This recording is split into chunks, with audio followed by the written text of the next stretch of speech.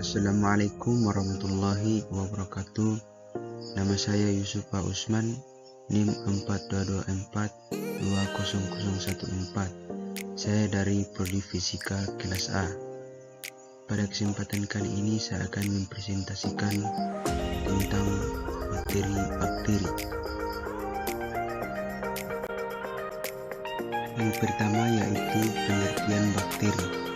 Bakteri adalah organisme mikroskopis yang tidak terlihat dengan mata telanjang.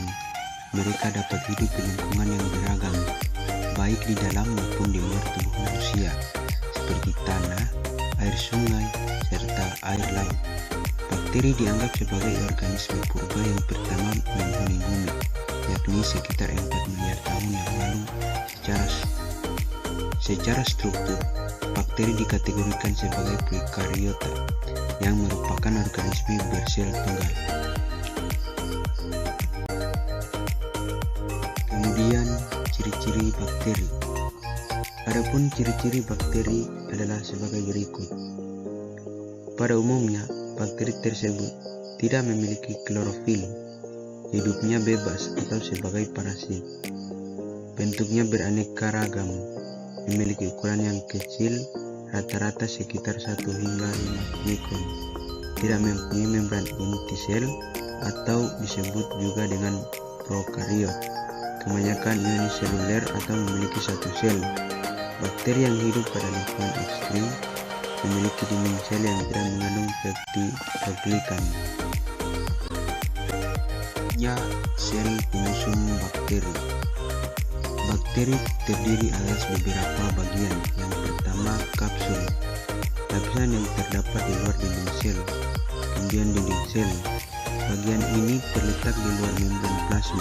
Salah satu fungsinya adalah memberi bentuk para bakteri. Kemudian membran plasma. Membran plasma dapat ditemukan dalam dinding sel. Membran ini bertugas mengangkut bahan-bahan kimia. Kemudian sitoplasma. Gen gelatin yang terdapat di membran plasma ini mengandung bahan genetik di ribosom. Kemudian DNA terletak di dalam sitoplasma dan berperan dalam perkembangan serta fungsi bakteri. Selanjutnya, ribosom. Partikel kompleks ini menjadi tempat protein dibuat atau disintetis. Kemudian flagellum. Ini adalah alat yang digunakan oleh bakteri untuk bergerak. Yang terakhir, pil.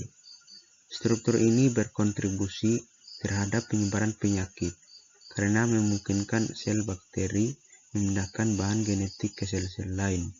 Ada banyak sekali jenis bakteri. Salah satu cara untuk membedakannya adalah dari bentuknya.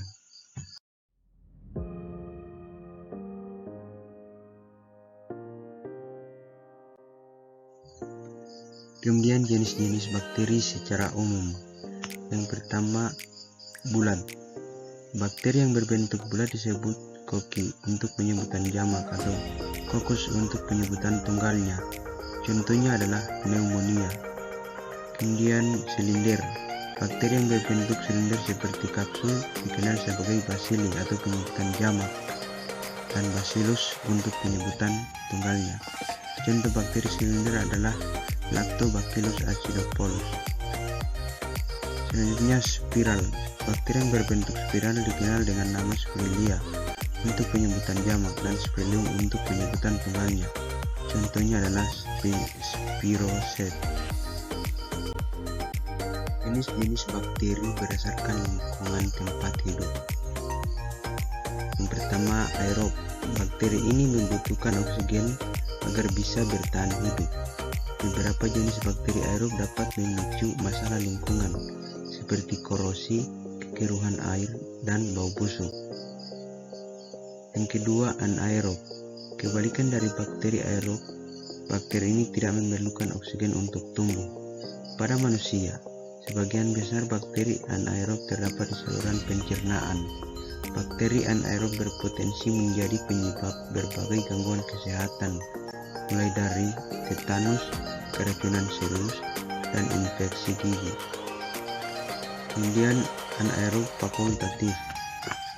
Bakteri ini mampu bertahan hidup dengan atau tanpa oksigen, Mereka bisa ditemukan di tanah, air, dan tubuh manusia maupun hewan. Contohnya adalah Salmonella. Tiga jenis bakteri berdasarkan warnanya. Sejak tahun 1800-an, Hans Christian Gram mengembangkan pewarnaan ram pada bakteri. Ilmuwan ini menggunakan 4 komponen warna, yaitu violet kristal, mordan atau larutan iodin, pencuci zat warna yang berupa alkohol atau aseton, dan sapranin. Pewarnaan tersebut bermanfaat untuk memudahkan penggolongan bakteri. Ketika diwarnai, akan tampak warna biru pada bakteri gram positif dan merah pada bakteri gram negatif. Sebagai contoh, saat bakteri memiliki warna tanpa bulat di bawah mikroskop dan berwarna biru, bakteri ini sudah bisa dipastikan sebagai Staphylococcus.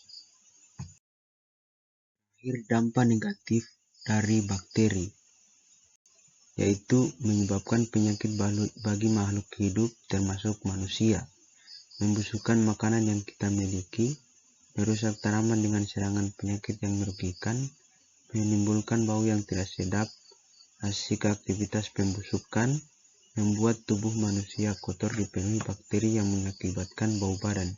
Sedangkan dampak positif dari bakteri yaitu membantu menyuburkan tanah dengan menghasilkan nitrat, mengurai sisa makhluk hidup dengan pembusukan, fermentasi dalam pembuatan makanan dan minuman, menghasil obat-obatan seperti antibiotik, mengurai sampah untuk menghasilkan energi, membantu dalam pembuatan zat-zat kimia, dan lain-lain.